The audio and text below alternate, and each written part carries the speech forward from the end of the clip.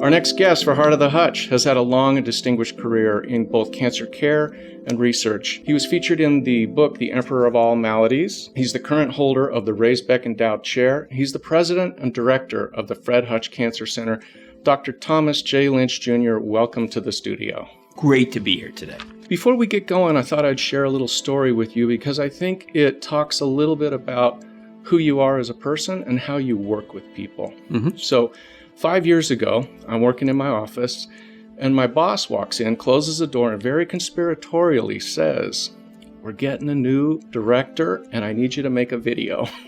She said, "This is going to be shown at a big company-wide town hall event. It needs to generate buzz, be exciting, be fun, make people jazzed about this new person." So she leaves, and I went over and I locked my door, and I worked for 2 weeks on this video that was shown at your introductory event.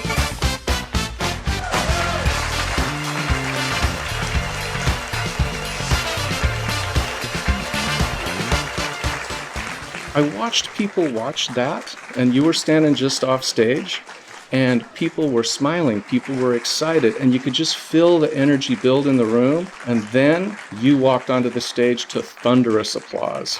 Good morning. Thank you Several days later, people were still coming up to me and saying, "Wow, this place, it feels like a page has been turned. There's an energy here that I didn't feel before." 2 weeks later, you had to shut the whole thing down and send all of us home. It was like going from 100 miles an hour to 2 miles an hour in a heartbeat.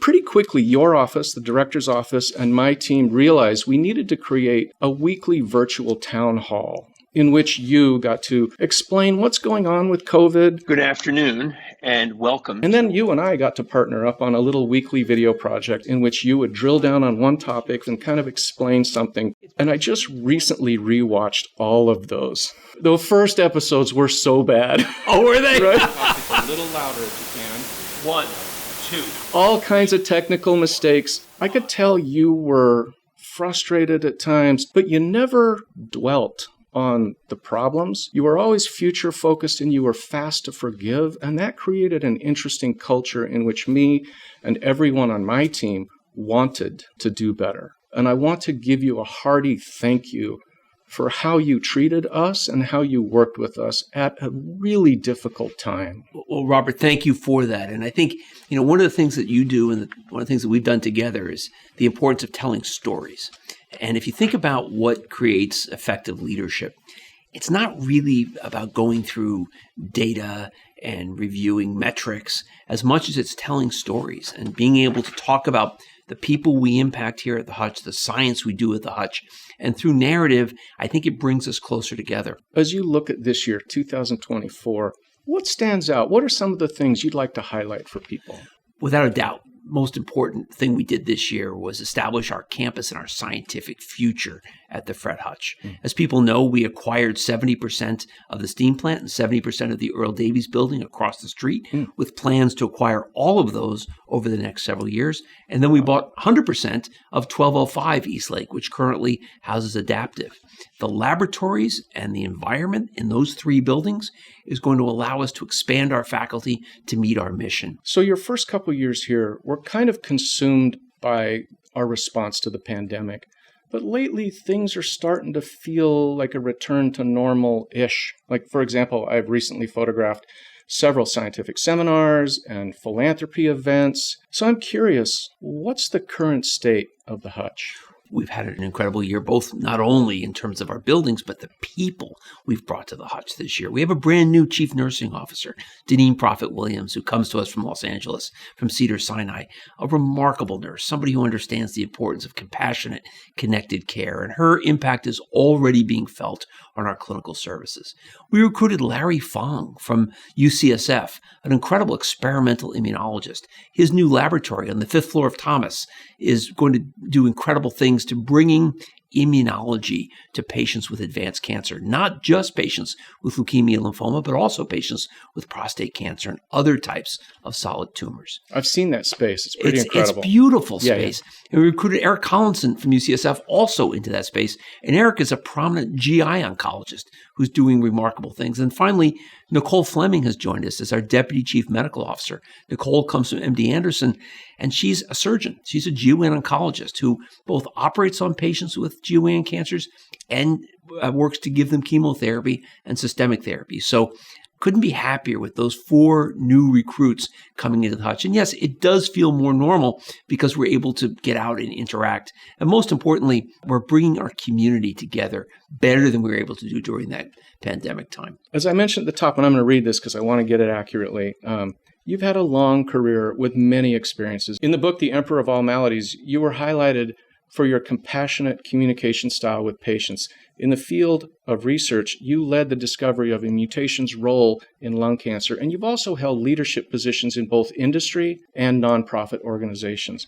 How does all of that experience inform the way you lead the Hutch? So the Emperor of All Maladies works talks about how important patients are to our mission and how central it is to be able to connect with patients. And I think that happens every day at the Fred Hutch. And the second is the translational science discovery of EGFR mutations, a big part of our mission to be able to bring that together. Those 2 experiences, I think, has made me a much better leader. I think a lot about leadership brand and leadership style and what does that mean. Mm-hmm. I'd say a couple things about the way I look at leadership. I think the key thing about the leader is to have the vision of where you're going. But it's not a vision that you come up with yourself. I think a leader who says, this is the vision, this is the way we're going to go, and only is informed by their own experience and opinion, misses out. What makes the Hutch such a place is we're able to tap into 280 faculty members who are incredible, who are running laboratories and research groups, 5,600 employees who help bring that vision into clarity. Then once that vision is seen, then it's the leader's job to keep us on track to that vision. And it's really important to get there. But I've worked hard over the time to try to bring in opinions of a broader group of Hutch constituents to bring that vision to life. This next year is going to be a big year as we celebrate our 50th anniversary. What are your top priorities for the coming year? It's an incredible time of celebration. It's a time to look at the impact that Fred Hutch has made over its first 50 years. Yeah. But we have to really be thinking about where do we go from here? And I think, for example, the Stuart and Molly Sloan Precision Oncology Center is a great example of that. We're going to move forward toward the process of sequencing and profiling patients' cancers, which we do now. And we've been able to do that over the past several years and being able to match new innovative treatments to those abnormalities. Second point I'm incredibly excited about is Kaya, which is the Cancer Artificial Intelligence Initiative. Oh, wow. We have brought together 4 remarkable cancer centers: Fred Hutch, Johns Hopkins, Memorial Sloan Kettering, and Dana-Farber, along with 5 incredible tech companies to bring together this federated AI model. There is so much data that exists in our medical records and our laboratory data that has not been tapped. And I believe there are answers in that data that exists today that will allow us to direct better treatments and understand cancer better. Last question, and it kind of touches on something you've already touched on a little bit. I understand that you have some journalists in your family. Some people might consider that a malady. As you see the way those family members find, research, write, and publish and or broadcast stories, does witnessing all of that influence the way you tell Fred Hutch's story to philanthropic donors, to colleagues and researchers, and maybe most importantly, to cancer patients? I see it in my whole family. My wife has just published a book on education. My son is the politics reporter and fill-in anchor at News Center Maine for NBC. That's a big job this year. It's a great job, and he's really enjoying it. And my daughter is a principal of a middle school in Dallas, Texas. And my other daughter is a surgeon. All 4 of those people in my life, it's about telling stories. Yeah. It's about finding out what people's stories are.